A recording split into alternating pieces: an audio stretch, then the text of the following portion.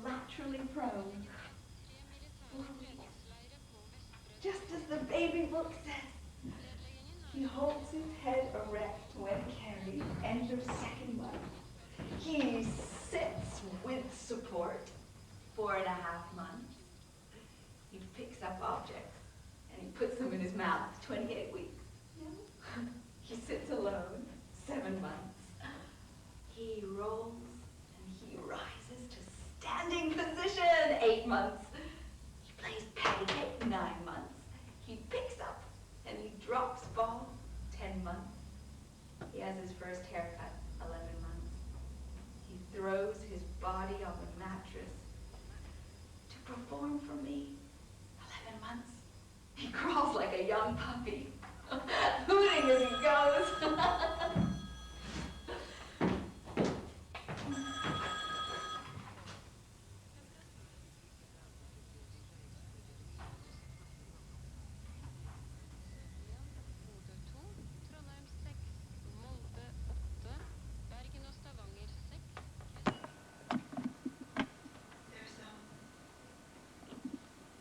A mass in Everett's abdomen. It may be a kidney tumor. I don't think you can live with one kidney. Edward is given some chemical and they x-ray his kidney at short intervals. He's crying in fear and outrage. I'm not allowed in the room except between pictures. Well, the doctors don't know. The swelling could just be an enlarged spleen. If it is a tumor. Must it be a malignant tumor, doctor? Yes. In a child Edward's age, invariably, yes. Oh, why are you crying, baby boy?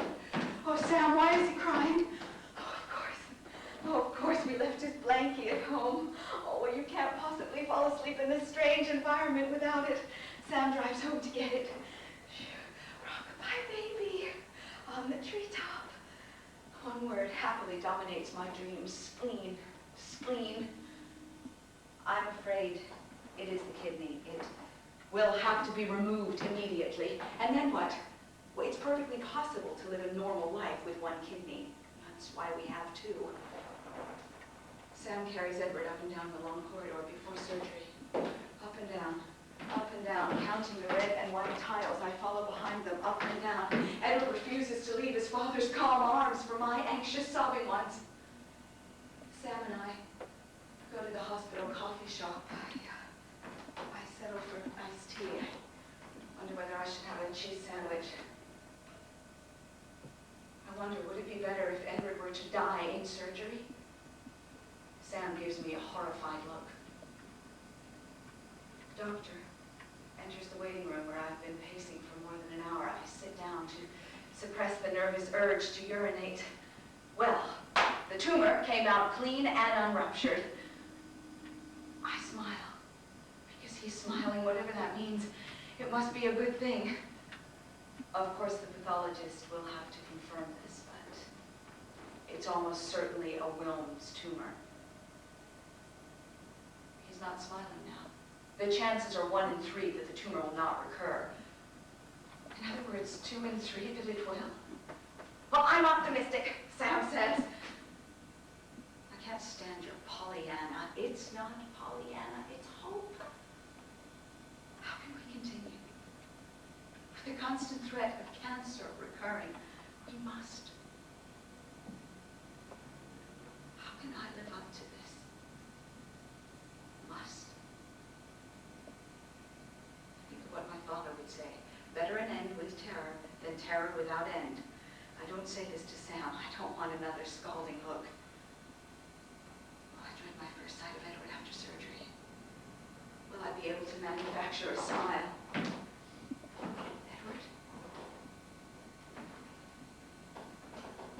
Baby boy? He's doing fine. He's gonna come out of this okay. The nurse's feather-brained consolation makes me feel even worse. I eat breakfast and lunch every day in the hospital coffee shop. There's really good milkshakes and Danish pastries, which I relish. And at the same time, I calculate with some dread the amount of calories I'm consuming. I have a fingernail infection. I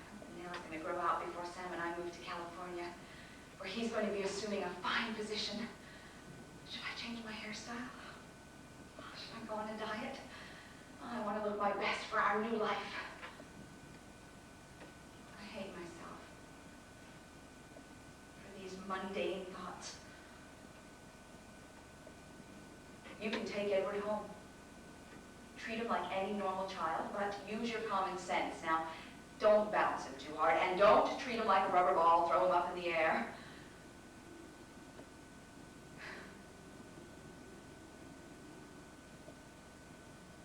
If the treatment goes well,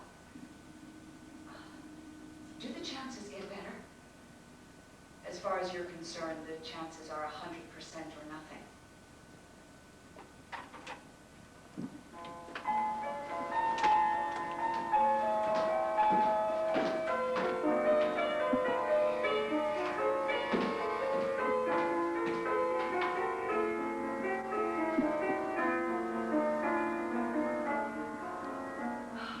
California, what a wonderful climate. Oh, after Washington, D.C.'s summer furnace, cool, cloudy mornings, warm, sunny afternoons, mellow nights. There's no rain from May until November, so we'll be able to make picnic dates months in advance. And after a week of hotel life, Sam and I move into this lovely rented house with a big backyard for Edward to play in. Sam enjoys his new teaching job tremendously, and I enjoy making our new house into a home. I'm particularly enamored of some peach-colored wallpaper I find for the bedroom. And once a week, us faculty wives get together and we have this luncheon filled with good food and fine gossip. And I literally get punch drunk for the first time on this innocuous tasting gin and fruit juice combination. Today it's in our home. I should have been ready for the exclamations. Oh, he's a little small for his age, isn't he? Oh, he's a bit pale. A California tan will do him wonders, yes. It's because he's been ill, but he's doing fine now. I wish I could just drop the pretense and say, Edward has cancer, and he'll never be well again. I long for their pity. But if I tell them the truth, then Edward will be the never-ending victim of concerned looks. So I busy myself with housekeeping. I keep a rigid schedule for cleaning one room every day during Edward's morning nap. I cook and I scrub until the bone shows. Cooking and cleaning and washing keep my mind off the terror.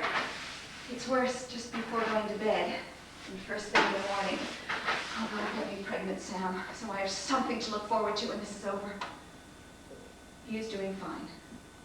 I tell myself that 100 times a day. Don't anticipate, just enjoy each day. The best days you might ever have with Edward. The day of his first X-ray survey arrives, and I notice that even Sam is feeling the strain. Somehow, I can't conceive all of these pictures of his insides not showing something bad. We won't know the results until tomorrow morning, and that night, I accidentally leave the side of Edward's crib down. And I return to his room just in time to see him hit the floor with his thud. If the news is good, Dr. Davis will surely call first thing, won't he? I know he gets in at 9, and since it's already 10, the news must be bad. Or maybe he's facing an emergency situation, he just hasn't got around to it yet. It's also true that if the news is good, he'd feel no urgency to call. Doctors often only call if the news is bad. Or maybe he doesn't want to deal with a woman's tears, so he's called Sam. And Sam is teaching all morning. Edward, let's go for a walk. On your side of his shoulder.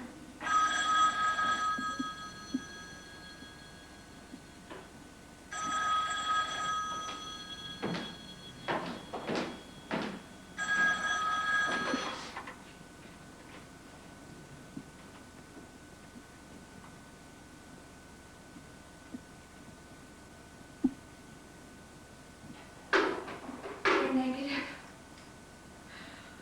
Oh, Edward, they're negative.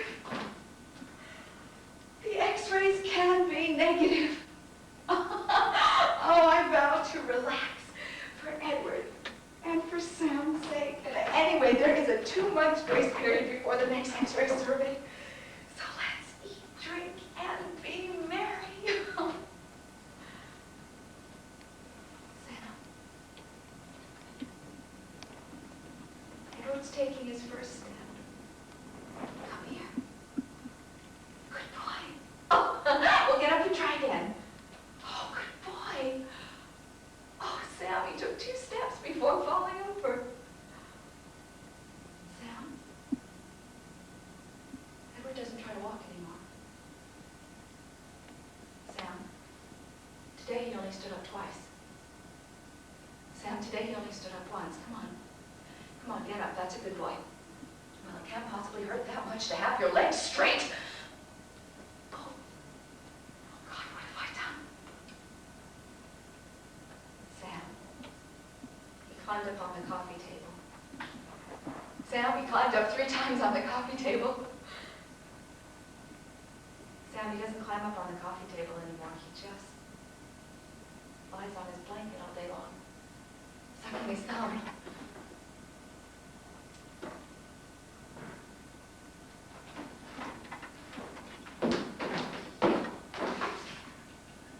I just want to find out the results of his X-ray survey.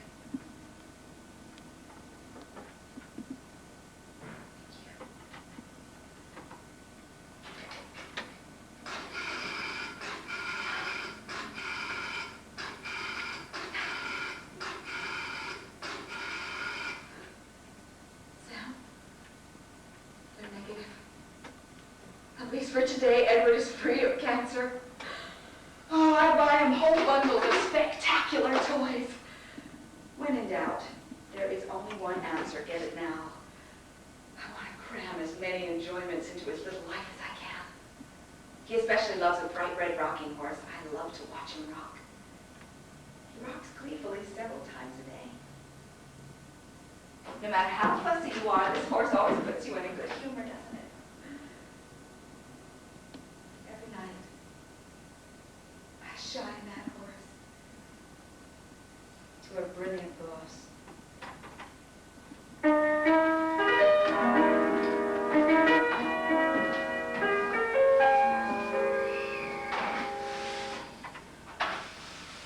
Edward's running a temperature. Well, the truth is, I don't pay much attention to such minor distress. I'm hardly your average young mother who blanches every time her baby coughs and sneezes.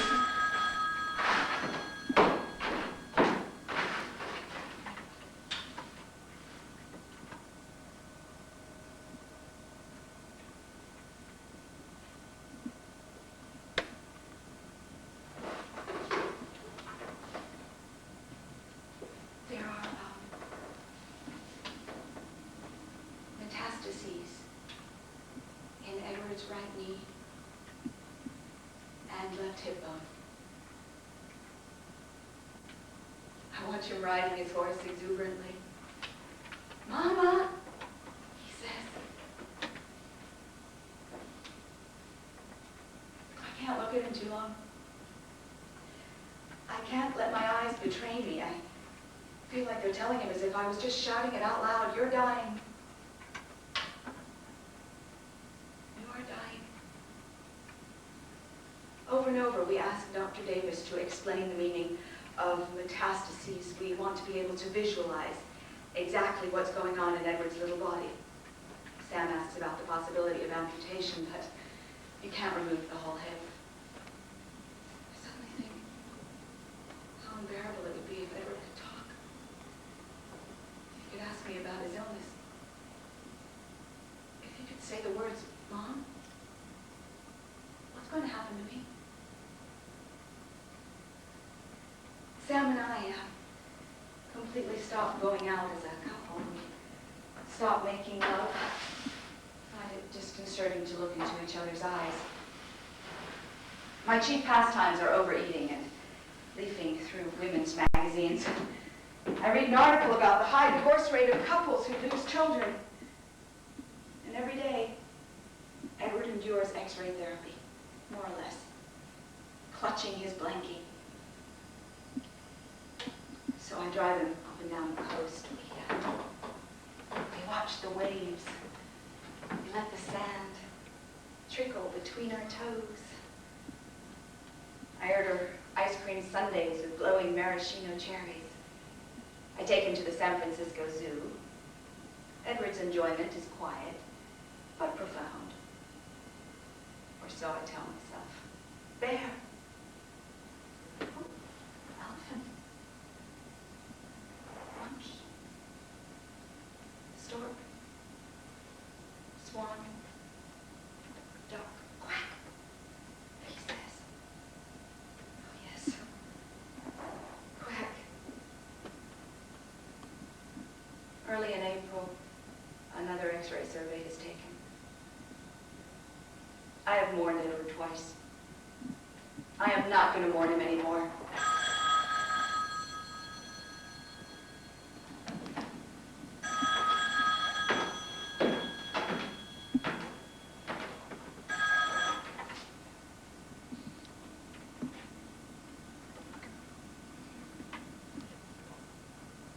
There is a lesion in Edward's right lung. Edward tries to make me smile by giving me a big, goofy grin. You're such a good baby boy. I can't take any more of this. I wish that you would just go to sleep one night and not wake up the next morning. Well, I wish it for his sake. And for mine. I'm growing used to such horrible thoughts. I'm getting used to feeling like a horrible person.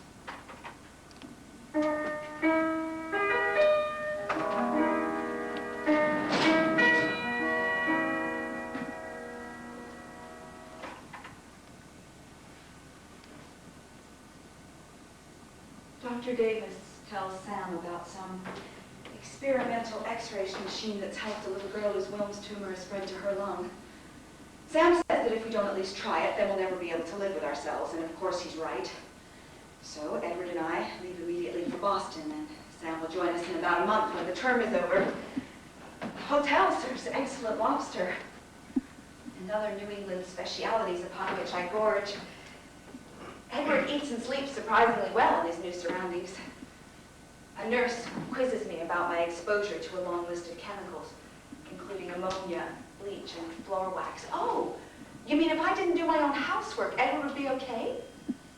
I am introduced to Dr. Wallace, the renowned specialist. Are my genes at fault? Is there something about me that could do this to a child? Or about Sam? He says that Edward has the hard type of tumor. Oh, not the soft, warm, cuddly kind. There are chemicals that could knock this out of Edward, but not without killing him too. Now rest assured, he won't be experimented on. For that purpose, dogs are used. I asked about infanticide. He likes me even less. A doctor's job is to prolong life. End of subject. Edward submits like a veteran to the daily round of procedures. First stop, X-ray department. I watch through a small window as they irradiate him, sterilizing him. Next stop, waiting room at the clinic for Edward's daily blood count. The whole clinic is painted with pictures from Pinocchio and Snow White and other fairy tales. Look, even the clock has a Mickey Mouse face. I look around the room. Surely these other children are not as badly off as Edward. My self-pity. I've overlooked the pale and the emaciated and the amputated. Edward actually gets annoyed when another child calls the nurse before him and he says, "No, it's my turn." He loves a merry-go-round. And in particular, a train set in a stone mountain with an enormous tunnel Edward and the other children fight over who's going to blow its piercing whistle. Edward, come here. He never cries when they draw blood.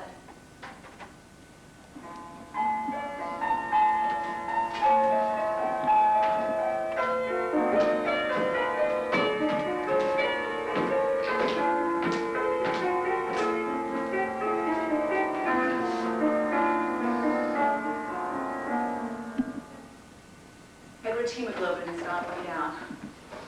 Well, what does that mean? Well, please tell Dr. Wallace it's become an all-day struggle getting a few ounces of medicine into him.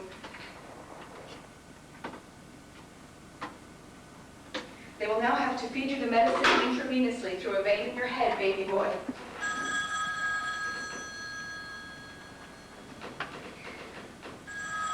The very day that Sam arrives from California, doctors called to say that a tumor has appeared in Edward's brain, and now he'll have to stay in the hospital.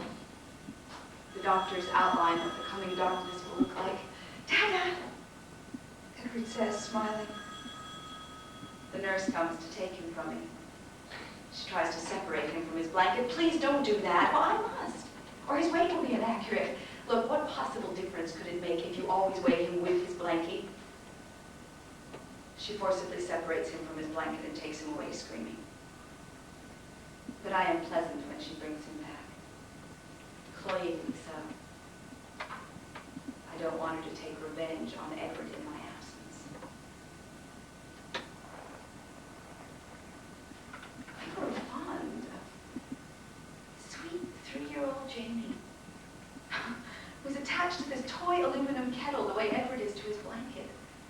She has leukemia. Billy is blind and armless. The tumors engulfed his eyes, obliterating his head. Herbie is a beautiful blonde 3-year-old. He's my favorite. I often hear his sweet piping voice calling for ginger ale. Like Edward, he has this angelic look. So he's already living in another world. But I can't stand Jennifer, Edward's forever moaning roommate.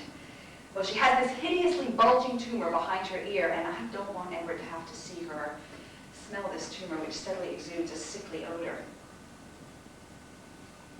Well, the truth is, her condition doesn't bother Edward at all. It bothers me. Every day I arrive at 11 o'clock. The hospital when visiting hours begin. Edward's favorite toy is crayons, which he pushes in and out of a box, and I push him around and around the ward in a go-kart. And every time we pass a doctor, he calls out, "Hi, hi," until he gets a reply, and then we start the whole thing all over again. Hi, hi. I walk miles in this battalion of other parents pushing their ailing children. I become good friends with them. We compare notes while the doctors reach a consensus. That one is kind. Oh, that one is the rough one, and that one has gentle hands. And every night, we're the last parents to leave. We like to put Edward to bed and read him a bedtime story, which helps him to accept our departure calmly. Baby Lily dies. And then Jennifer dies. And then Herbie, my favorite. To the end, I hear a sweet piping voice calling for ginger ale. But I get used to the pattern. Mother and father emerge from the child's room, weeping. The nurse escorts them to the doctor's office. The doctor closes the door behind him, and a few minutes later she comes back with coffee. And then with the child's belongings in a brown paper bag. Then she asks us not to walk up and down the corridor for a few minutes. And later, back at our promenade, another empty bed. Fini. But I no longer look at Edward and wish that everything were over already. Please don't die just yet, Edward. Please don't die just yet.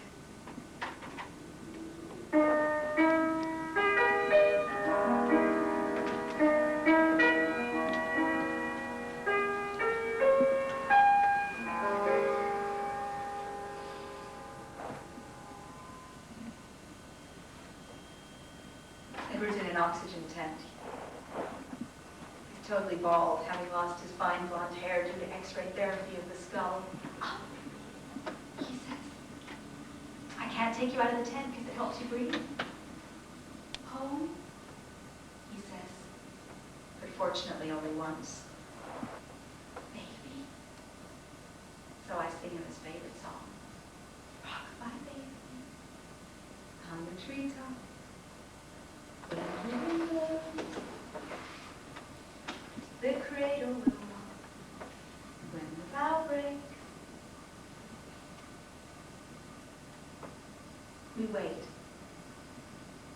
And we watch and we hope for as little suffering as possible. And I still don't understand that Edward will soon cease to exist. Not be part of our lives. He's still so beautiful. His eyes so blue and clear. Sam relieves me for the night. I'm back at 9 a.m. Edward's alert. His breathing's even more labored. Yeah, he says for the first time, play. Record train. I understand. You want me to play your Train Goes to Sleepyland record? I play him his record. I sing rockabye at the same time. I want him to have all his little pleasures at once. I don't read. I don't leave the room. I watch every breath. Tonight, Sam arrives with a change of clothes.